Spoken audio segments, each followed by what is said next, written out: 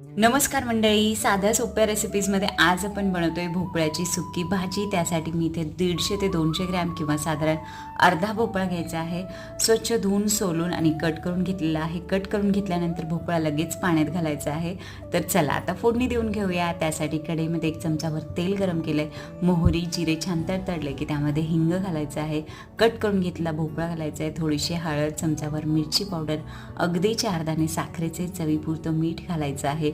सगळं छान परतायचं आहे तेलावर 2 मिनिटासाठी आणि नंतर त्यामध्ये ॲड करायचं आहे 1 छोटी वाटी भरून पाणी.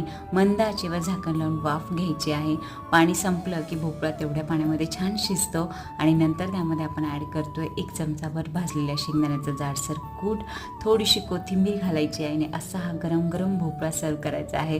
गरम फुलक्याबरोबर खूप छान लागतो. त्याचबरोबर तुम्ही चपातीबरोबर, भाकरीबरोबर सुद्धा खाऊ शकता.